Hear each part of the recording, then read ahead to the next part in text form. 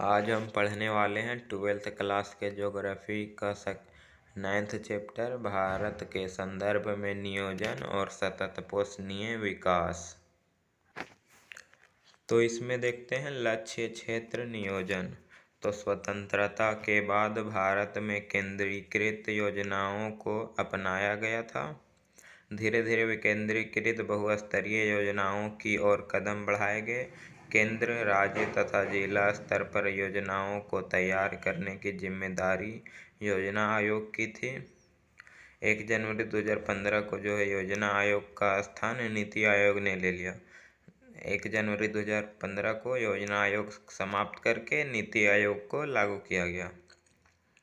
केंद्रीय तथा राज्य सरकारों को युक्तिगत तथा तकनीकी सलाह देने के लिए भारत के आर्थिक नीति निर्माण में राज्यों की भागीदारी सुनिश्चित कराने के उद्देश्य से नीति आयोग की स्थापना किया गया है। अगला टॉपिक है नियोजन। तो नियोजन का अर्थ सोच विचार की प्रक्रिया, कार्यक्रम की रूपरेखा तैयार करना तथा उद्देश्यों को प्राप्त करने के लिए गतिविधियों के क्रियान्वयन से है। इसमें पहला है खंडीय नियोजन।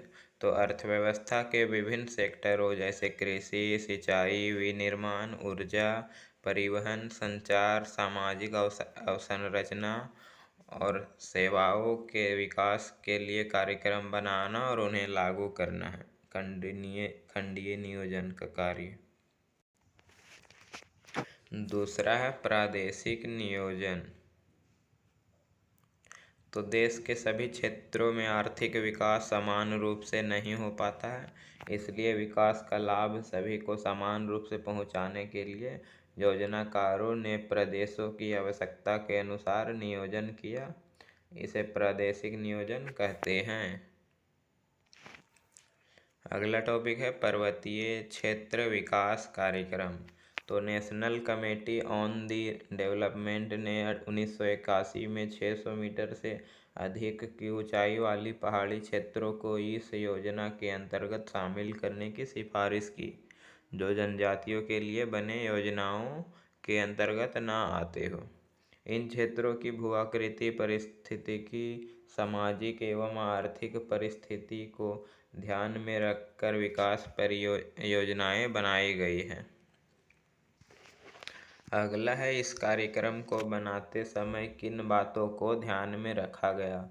जो पर्वतीय क्षेत्र विकास नियोजन है उसे बनाते समय कौन कौन बातों को ध्यान में रखा गया हो। तो सभी लोगों को समान लाभ मिले, स्थानीय संसाधनों एवं प्रतिभाओं का विकास हो, जीविका निर्वाह, अर्थव्यवस्था को निवेश उन्मुखी बनाना, अंतर प्रादेशिक व्यापार में पिछड़े क्षेत्रों का शोषण न हो, पिछड़े क्षेत्रों की बाजार व्यवस्था में सुधार करके श्रमिकों को लाभ पहुंचाना, और छठा पारिस्थितिकीय संतुलन बनाए रखना।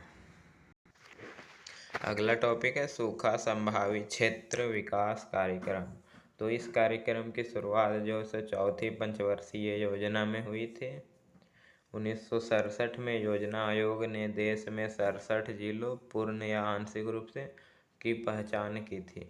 1972 में सिंचाई आयोग ने 30% सिंचित क्षेत्र का मापदंड लेकर सूखा संभावित क्षेत्रों का परिसीमन किया। सूखा संभावित क्षेत्र जो है सो गुजरात, राजस्थान, पश्चिमी मध्य प्रदेश, महाराष्ट्र के मराठवाड़ा क्षेत्र, आंध्र प्रदेश के रायलसीमा और तेलंगाना पठार, कर्नाटक पठार और तमिलनाडु की उच्च भूमि तथा आंतरिक भाग के शुष्क और अर्धशुष्क भागों में फैले हुए हैं। पंजाब, हरियाणा और उत्तरी राजस्थान के सूखा प्रभावित क्षेत्र सिंचाई के प्रसार के कारण सूखे से बच जाते हैं। इसका उद्देश्य सूखा संभावित क्षेत्रों में लोगों को रोजगार उपलब्ध करवाना था व उनके प्रभाव को कम करने के लिए उत्पादन के साधनों को विकसित करना था।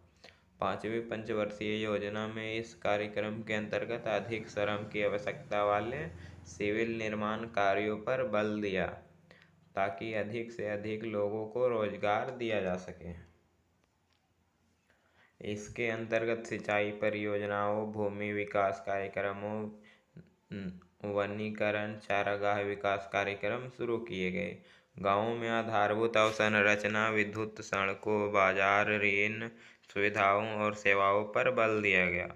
इस क्षेत्र के विकास की रणनीति में जल, मिट्टी, पौधों, मानव तथा पशु जनसंख्या के बीच पारिस्थितिकीय संतुलन पुनः स्थापना पर ध्यान देने पर बल दिया गया। अगला टॉपिक है भरमौर क्षेत्र में समन्वित जनजातीय विकास कार्यक्रम।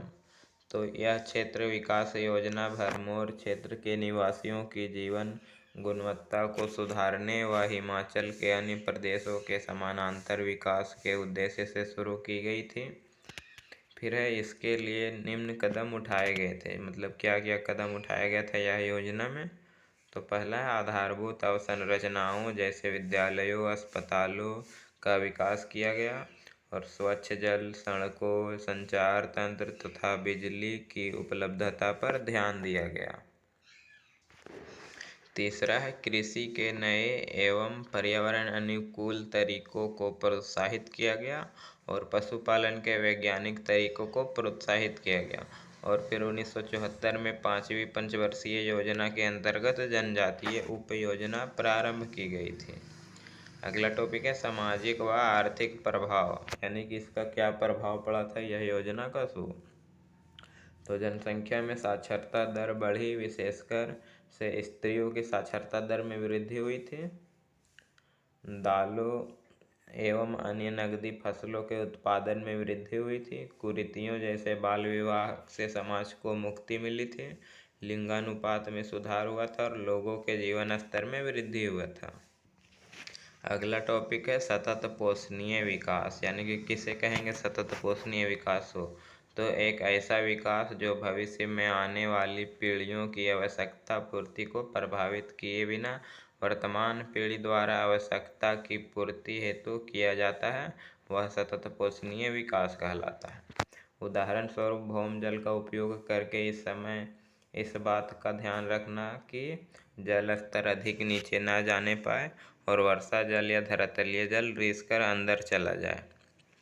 इस संकल्पना का प्रादुर्भाव 20वीं शताब्दी के उत्तरार्ध में हुआ था। 1970 के दशक में पुनर्वितरण के साथ वृद्धि और समानता जैसे वाक्यांश विकास की परिभाषा में शामिल किए गए थे। 1980 के दशक तक विकास एवं बहुआयामी संकल्पना के रूप में उभरा था। 1968 में प्रकाशित एहरलिच की पुस्तक द पॉपुलेशन बम और 1972 में मीडोस और अन्य द्वारा लिखी गई पुस्तक द लिमिट टू ग्रोथ के प्रकाशन ने इस विषय पर लोगों और विशेषकर पर्यावरणविदों की चिंता और भी गहरी कर दी। विश्व पर्यावरण और विकास आयोग जो WECD की स्थापना जो है वो पर्यावरणीय मुद्दों पर विश्व समुदाय की बढ़ती चिंता को ध्यान में रखकर संयुक्त राष्ट्र संघ द्वारा नॉर्वे की प्रधानमंत्री गरो हरमेल ब्रंटलैंड थी, इस आयोग के प्रमुख थे। इसकी स्थापना जो है सो नॉर्वे के प्रधानमंत्री गरो हरलेम ब्रंटलैंड ने की थी। WECD ने सतत पोषणीय विकास की सीधी, सरल और वृहत स्तर पर प्रयुक्त परिभाषा प्रस्तुत की। अगला टॉपिक है इंदिरा गांधी नहर कमान क्षेत्र। तो इंदिरा गांधी नहर को पहले राजस्थान नहर के नाम से जाना जाता था। यह भारत का सबसे बड़े नहर तंत्रों में एक था। 1948 में कंवर सेन द्वारा इसे संकल्पित किया गया था। यह नहर परियोजना जो से 31 मार्च 1958 को शुरू हुई थी।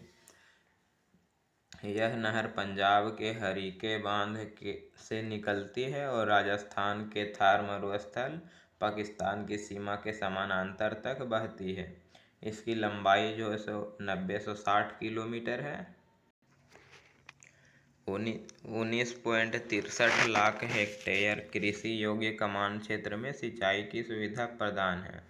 इस नहर से 5.63 लाख हेक्टेयर कृषि योग्य सिंचाई होती है। इस नहर का निर्माण कार्य जो है सो 2 चरणों में पूरा किया गया था।